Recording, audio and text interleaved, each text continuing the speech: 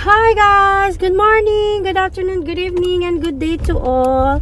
This is RJYC Vlog. I'm back. I'm here again, mga friends. So, ito na. Kamusta kayo? Kamusta ang inyong holidays? I hope everyone is doing great. So, ito na. Pag-usapan natin itong panabitin yung ilang minutong vlog ko yesterday kasi it was Boxing Day here in Vancouver and may pinuntahan kami and then na-traffic kami. So, yung GPS napakaingay. So, ito nga. Pag-usapan natin itong si Mima Alicia ba yun? Isa siyang vlogger na loyalista nga, if I'm not mistaken. Kasi I never watched her video.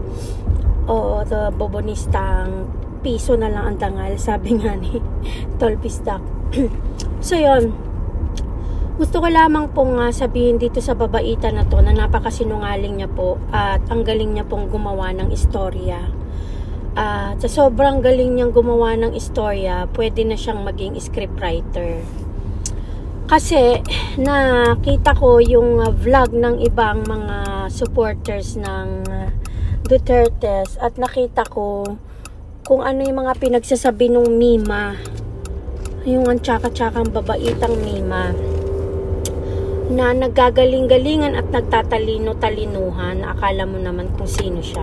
At masyadong deceiving yung kanyang mga vlog at yung kanyang mga title sa kanyang vlog. Ito lang masasabi ko dun sa babaitan na yun. Ako'y naaawa sa kanya kasi sa sobrang katangahan niya, nag-iimbento na lang siya ng mga kung ano-ano.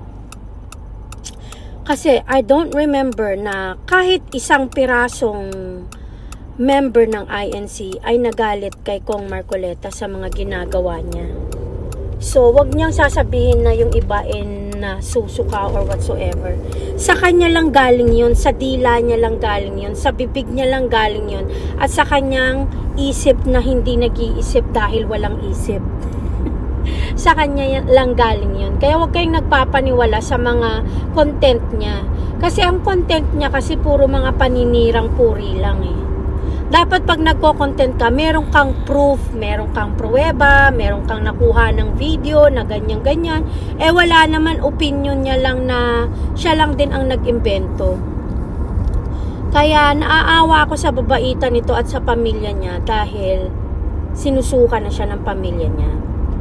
At hindi ko alam kung anong klaseng pagmumuka ang hinaharap niya sa pamilya niya habang siya ay gumagawa ng mga kasinungalingang ginagawa niya. Yun lang ang masasabi ko. Anyways, hindi na natin pahahabain pa yung about kay Mima since hindi naman siya relevant, hindi siya importante. Basta yun lang ang masasabi ko. Ang kanyang mga vlogs are so deceiving and lying. So when you lie, when you do your vlog, wala kang credibility. Magkakaroon ka ng reputasyon na ang mga sinasabi mo ay kasinungalingan at puro paninirang puri lang. So kapag ganyan ang magiging takbo ng vlog mo, walang magtitiwala sa'yo. Kung meron ka mang subscribers ngayon, matuwa ka kasi yan yung pinagkakakitaan mo. Pero sana naman, yung pinagkakakitaan na ginagawa mo, gamitin mo naman yung utak mo kung meron mang natitira. At huwag kang nag-iimbento ng mga salita, script at kung ano-ano pa man. Kasi nasisira kung ano man yung sirana.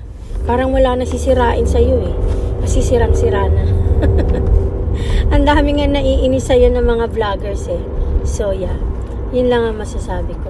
Wala nang sisirain sa'yo kasi I think everything is already ruined. Your face, your personality, your mouth is filthy, everything. So, wala nang sisirain sa'yo. Yun lang ang masasabi ko. Anyway, sa ating mga